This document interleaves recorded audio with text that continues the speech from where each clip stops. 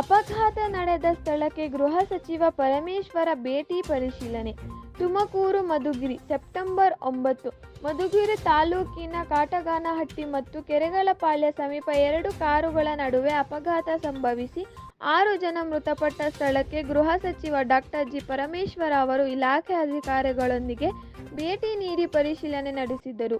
ಅಪಘಾತ ತಡೆಗಟ್ಟಲು ಸೂಕ್ತ ಕ್ರಮ ತೆಗೆದುಕೊಳ್ಳುವಂತೆ ಸೂಚಿಸಿದರು. ಬಳಿಕ ಮಧುಗಿರಿ ತಾಲೂಕು ಆಸ್ಪತ್ರೆಗೆ ಭೇಟಿ ನೀಡಿ ವೈದ್ಯರಿಂದ ಮಾಹಿತಿ ಪಡೆದರು. ಧೈರ್ಯ ತೆಗೆದುಕೊಳ್ಳುವಂತೆ ಮೃತರ ಕುಟುಂಬಸ್ಥರಿಗೆ ಸಂತಾತ್ವನ ಹೇಳಿದರು. ಘಟನಾ ಸ್ಥಳಕ್ಕೆ ಎಡಿಜಿಪಿ ಅಲೋಕ್ ಕುಮಾರ್, ಎಜಿಪಿ ಲಾಬುರಾಮ್ ಅವರು ಆಗಮಿಸಿದ್ದಾರೆ. ಘಟನೆಗೆ ನಿಖರವಾದ ಕಾರಣವೇನು, ಇಂತಹ ಘಟನೆಗಳು ಮರುಕಳಿಸದಂತೆ ಏನೆಲ್ಲ ಕ್ರಮ ತೆಗೆದುಕೊಳ್ಳಬೇಕು ಎಂಬುದರ ಕುರಿತು ತನಿಖೆ ನಡೆಸುವಂತೆ ಸೂಚಿಸಿದ್ದೇನೆ. ಈ ಸಂದರ್ಭದಲ್ಲಿ ಎಡಿಜಿಪಿ ಅಲೋಕ್ ಕುಮಾರ್, ಕೇಂದ್ರ ವಲಯ ಎಜಿಪಿ ಲಾಬುರಾಮ್, ತುಮಕೂರು ಜಿಲ್ಲಾ ಪೊಲೀಸ್ ಅಧೀಕ್ಷಕ ಅಶೋಕ್, ಹೆಚ್ಚುವರಿ ಪೊಲೀಸ್ ಅಧೀಕ್ಷಕ ಮರಿಯಪ್ಪ ಅವರು ಇದ್ದರು. ಟ್ರೈ ಮಾಡಿದೆ, ಫೋನ್ ತೆಗೆದಿಲ್ಲ.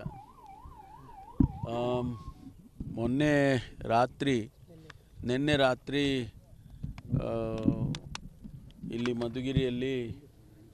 ಮಧುಗಿರಿ ಸೇರಿರ್ತಕ್ಕಂಥ ಜಾಗ ಇದು. ಇಲ್ಲಿ ಆಕ್ಸಿಡೆಂಟ್ ಆಗಿದೆ. 2 ಕಾರುಗಳು ಹೆಡ್ ಆನ್ ಕೊಲಿಷನ್ಸ್ ಆಗಿ ಸುಮಾರು 6 ಜನ ಪ್ರಾಣ ತೆತ್ತಿದ್ದಾರೆ. ಇನ್ನೂ 2 ಗಾಯಗಳಾಗಿದ್ದಾವೆ ತೀವ್ರವಾಗಿ. ಇದೇ ಸ್ಪಾಟ್ನಲ್ಲಿ ಭಾಳ ಅನ್ಫಾರ್ಚುನೇಟು. ಇಲ್ಲಿ ನಮಗೆ ಆ್ಯಕ್ಚುಲಿ ಇಲ್ಲಿ ಈ ಜಾಗ ಸ್ಟ್ರೈಟು ರಸ್ತೆ ಇದ್ದರೂ ಕೂಡ ಇದು ಆಗಿರ್ತಕ್ಕಂಥದ್ದು ಆಶ್ಚರ್ಯ ಆಗ್ತಾ ಇದೆ. ಹಾಗೂ ನಾವು ಮುಂದೆ ಏನು ಕ್ರಮ ತಗೋಬೇಕು ಅಂತ ನಮ್ಮ ಹಿರಿಯ ಅಧಿಕಾರಿಗಳು ಬಂದಿದ್ದಾರೆ. ಅಲೋಕ್ ಕುಮಾರ್ ಅವರು, ADGP ಅವರು, ಆಮೇಲೆ ನಮ್ಮ DIG ಅವರು, IG ಅವರು, ಎಲ್ಲರೂ ಕೂಡ SP ಅವರೆಲ್ಲ ಬಂದಿದ್ದಾರೆ.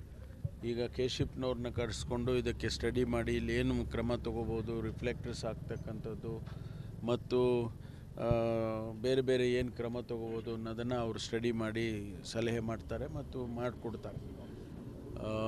ಇಡೀ ರಾಜ್ಯದಲ್ಲಿ ಈ ಆಕ್ಸಿಡೆಂಟ್ ಆಗಿ ಸಾವಿರಾರು ಜನ ಸಾಯ್ತಾಯಿದ್ರು.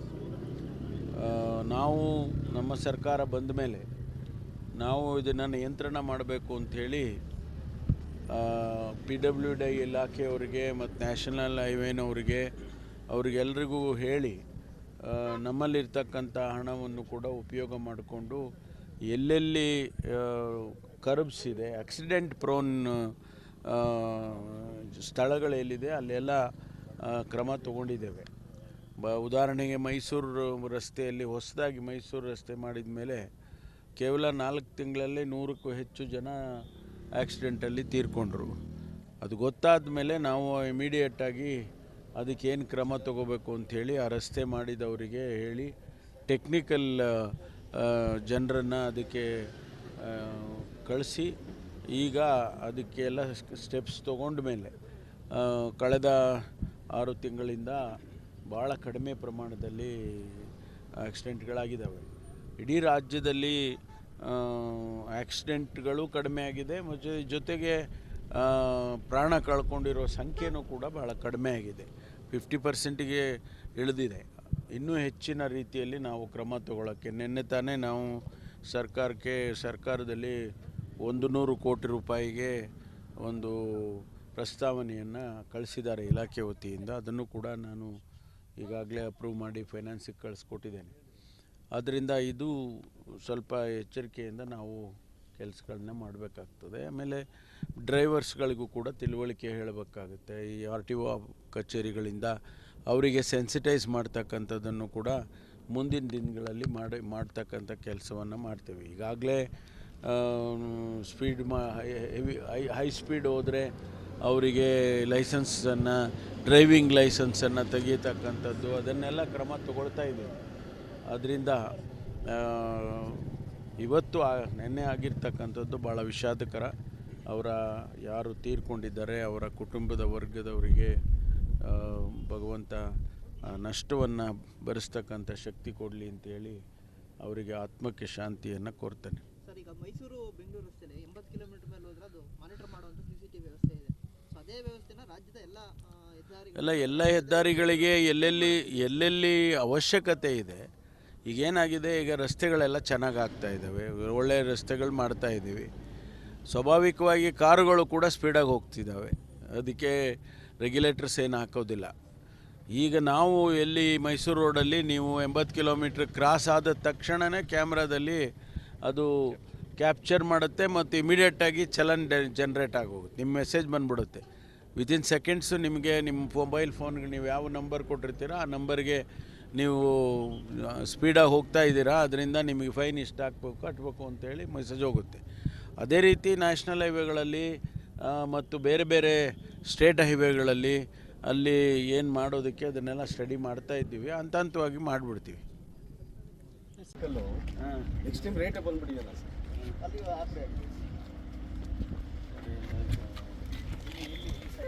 ಹೊಡೆದಿರೋದಿಲ್ಲಿ. ಹ್ಞೂ ಸರ್.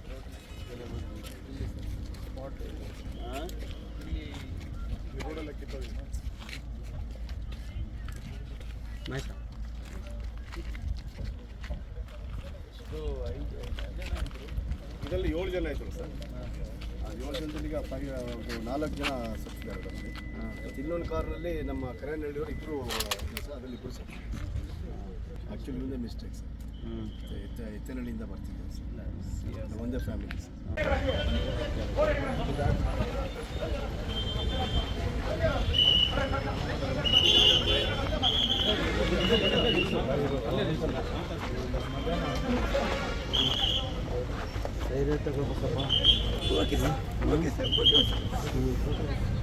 ಏನು ಮಾಡ್ತೀಯ, ನಿನ್ನ ಕೈನಲ್ಲಿಲ್ಲ. ಅವ್ರಿಗೂ ಇಬ್ಬರು ಹೆಣ್ಣು ಮಕ್ಕಳೇ ಸರ್. ಅವನು ಸಿದ್ಧಗಂಗನಿಗೂ ಇಬ್ಬರು ಹೆಣ್ಣು ಮಕ್ಕಳೇ, ನಾಗರಾಜನಿಗೂ ಇಬ್ಬರು ಹೆಣ್ಣು ಮಕ್ಕಳು. ಬೇರೆ ತಗೋ.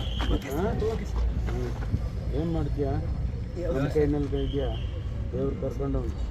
ಸರಿ, ಓಕೆ, ಸಮಾಧಾನ ಮಾಡಿ. ಸರಿ, ಓಕೆ.